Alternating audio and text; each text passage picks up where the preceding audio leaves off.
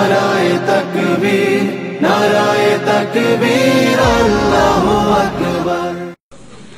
প্রিয় ভাইয়েরা, জুলুমে ভরা বিশ্ব আজ ত্রাণকর্তার অপেক্ষায় আছে। বাংলাদেশের নির্যাতিত নিপীড়িত মানুষও মুক্তির প্রহর গুনছে। এই মুক্তি একটি সফল ইসলামী সমাজ বিপ্লব ছাড়া সম্ভব নয়। আজকে আমাদের কথার মাধ্যমে, আমাদের কাজের মাধ্যমে, আমাদের চাল চলন আচার ব্যবহারের মাধ্যমে, ময়দানে আমাদের জোরালো ভূমিকার মাধ্যমে দেশের মানুষকে এই মহা সত্য উপলব্ধি করাতে হবে, উপলব্ধি তাদের মধ্যে সৃষ্টি করতে হবে। এই ক্ষেত্রে আসুন আমরা একটি ঐতিহাসিক ভূমিকা পালন করি। আল্লাহ সুবহানাহু ওয়া তাআলার ওয়াদা আছে, একদল মানুষ যোগ্যতার সাথে, সততার সাথে দেশ জাতি সমাজ পরিচালনার যোগ্য বিবেচিত হলে, আল্লাহর দৃষ্টিতে বিবেচিত হলে আল্লাহ তাআলা বিশ্বজোড়া খেলাফত দেবেন।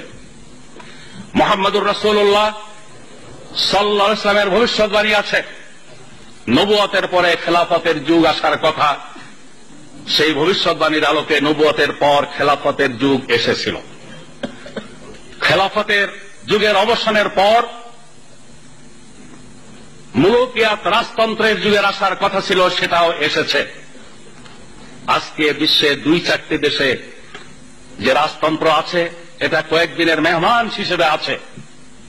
রাজতন্ত্রের অবসানের পর বিশ্বের দেশে দেশে যে সমাজ ব্যবস্থা, রাষ্ট্র ব্যবস্থা প্রতিষ্ঠিত হয়ে আছে, যে নামেই ডাকা হোক না কেন, তার আসল পরিচয় জুলুমতন্ত্র। ধর্মনিরপেক্ষতার নামে হোক, জাতীয়তাবাদের নামে হোক, পশ্চিমা গণতন্ত্রের নামে হোক, আর যে নামেই হোক না কেন, রাসূল পাক সাল্লাল্লাহু আলাইহি ওয়াসাল্লামের ভবিষ্যৎবাণীর আলোকে এই জুলুমতন্ত্র ইতিহাসের শেষ কথা নয়, এরও অবসান ঘটবে। এর অবসরের প্রেক্ষাপটে আবার আসবে খেলাফত আলা মিনহাজিন নবুয়তের জামানা।